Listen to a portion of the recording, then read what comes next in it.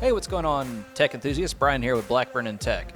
So, let's build out a DNS server. Why, you ask? Well, maybe you want to control the own names inside your own organization, or maybe you want to change names to some other outside entity for within your organization. Maybe you want to do it for your house. Let's go ahead and set up one using BIND9. And the best part is it's free and you can pretty much run it on any platform or hardware. So if you have a Raspberry Pi, a server, an old laptop, you can run a DNS server off of it. So let's jump in and get this party started. Oh, it's Blackburn and Tech, we're leveling up. From networking paths to systems we trust. Let's break it down, let's build it back. Together we're learning, right on track. Okay, and in order to set up the BIND9 service, we have to have a server for it to run on. So I'm going to set mine up in a virtual environment, but you could run this on a physical environment. But this one I'm going to run inside of Hyper-V, as you can see. So we'll just go ahead and do the initial installation. Go ahead and update the installer. Let it go ahead and do that.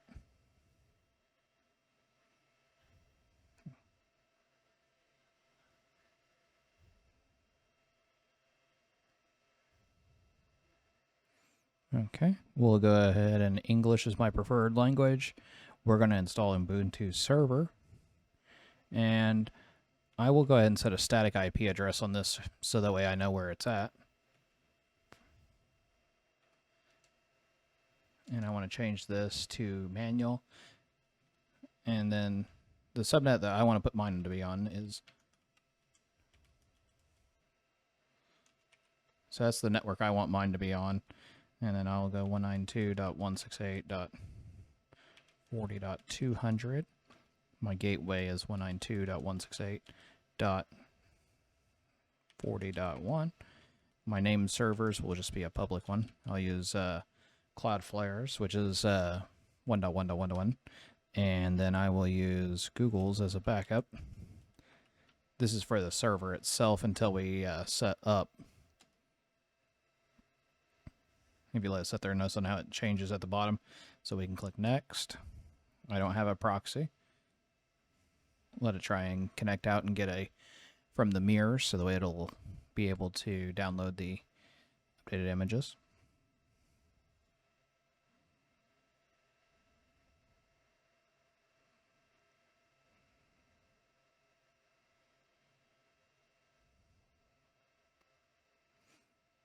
All right. And we'll go ahead and install on the full disk. I'm just going to do a base install. You could do a custom installation. And then we'll just next. Go ahead and continue. Name of this one, I'm just going to call it BIND9. Oh, that one's my name. I always do that. We'll call it Brian. Server name, BIND9. Sounds good. And I'm going to set this as a generic one. I do not recommend setting that as a generic one.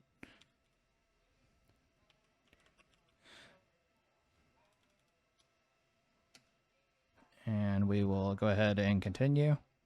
I want to install SSH so I can get into the box. And click done. And wait for this to install.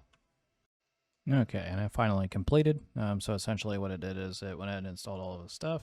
So we'll come ahead and come down here and click reboot now.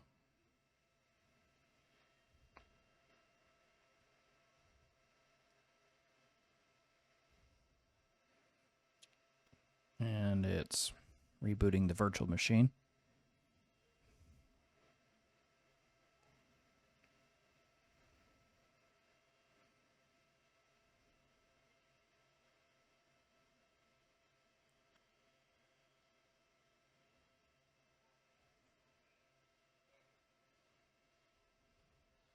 And when it gets here, you're at the login.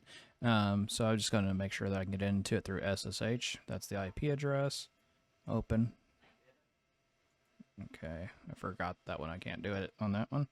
So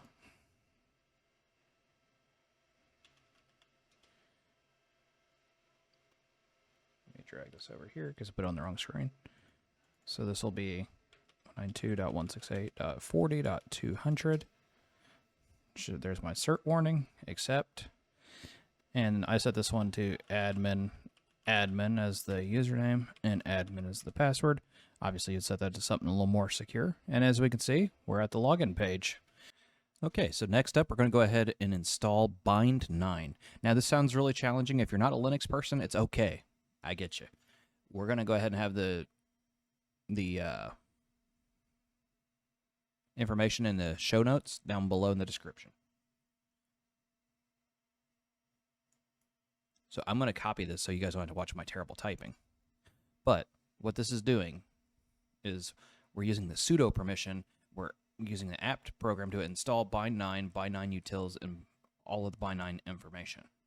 I'm going to hit enter, and it's going to ask me, hey, what's your admin password? I'm going to enter my super secret admin password.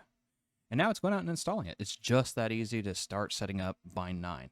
Now we have some little configurations we need to do, but BIND9 is now officially installed on the server.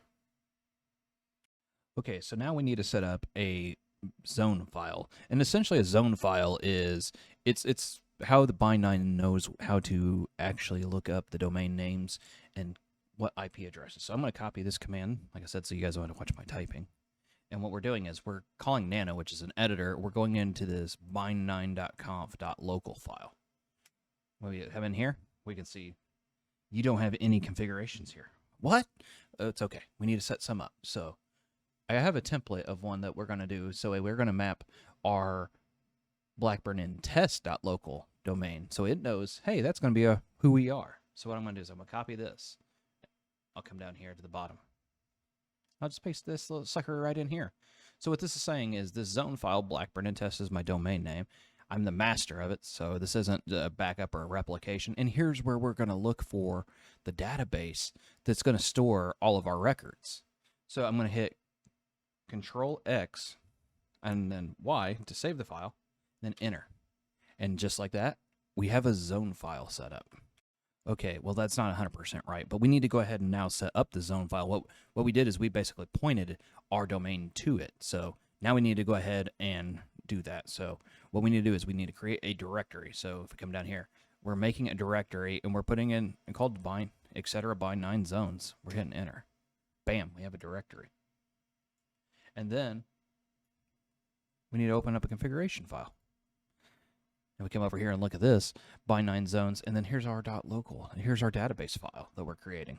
I'm going to hit enter. And it's empty.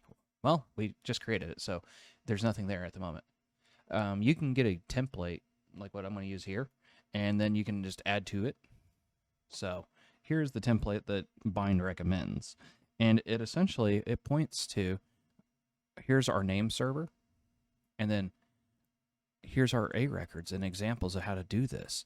So anything at our domain here will go in here. And then we'll do the exact same thing. We'll Control X, hit Y to save, and hit enter. And now we have a zone file officially saved. All right, so I just realized I made a mistake. So what we need to do is go ahead and go back into our zone file and then that database one. So if you just to recap where it's at, it's in our zones, our etc. BIND9 zones, and this is our domain name that we're using. And so I changed this already, but I wanted to make sure I pointed this out because it's something easy to do.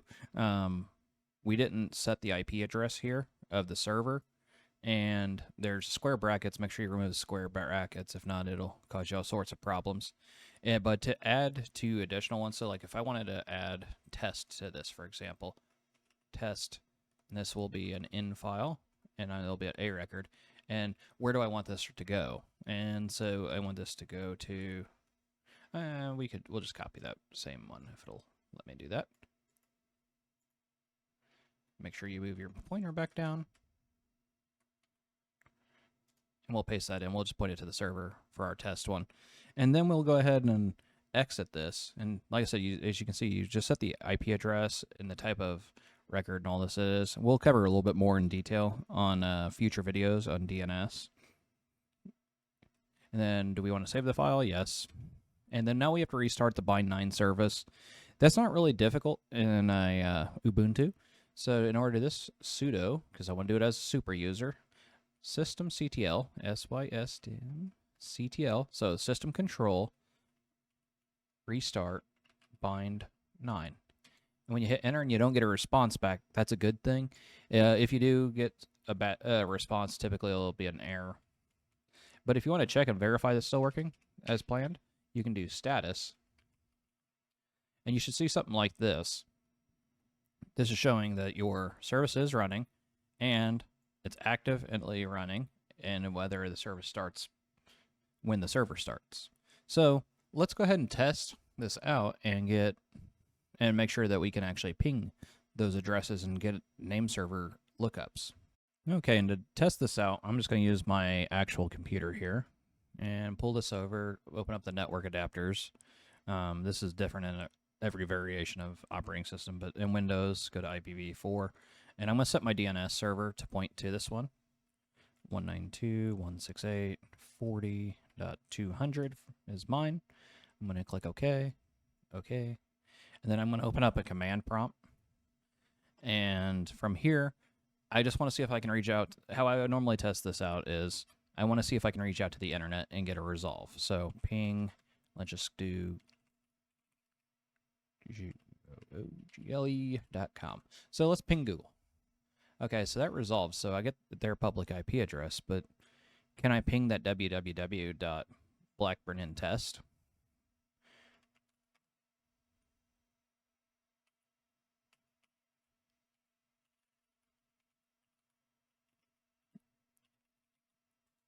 And as we can see, that resolves just fine too. And then that would also tell me that the other one should ping just fine because I can see the www, so I should be able to do test, and that one resolves as well. So this is a way we can verify, or we can also use NS lookup. So if we want to check on the name server, let me pull this to the top of the screen to make it easier. So we can also do like NS lookup. And this is a popular tool for doing name server testing. So Blackburn in test.local. And from here we can see that we're getting it back from our server, and our server saying, yeah, Blackburn in test is located here. So if we also wanted to test this out, like say if I wanted to see what Google's was. So when we check it, it tells us that they're not authoritative over Google.com's domain, and it gives us their IP address, their IPv6, as well as their IPv4 address. If the idea of doing this in the command line kind of is concerning to you, you're not alone. A lot of people struggle with this part. That's why they make additional packages and other applications that will help you manage setting up a BIND9 server and having a web browser controlled format. And if you guys want that kind of content, I'd definitely be happy to create something on that. Personally, I use it all the time. It's called Webman is the one that I use. And it helps you do more than just your BIND9 server, but it definitely makes it easier to manage a DNS server instead of coming in here manually and doing all of this. The big thing you have to remember is whenever you're building these out, you do have to restart that service, so that way it'll apply your new configuration to it because it doesn't know.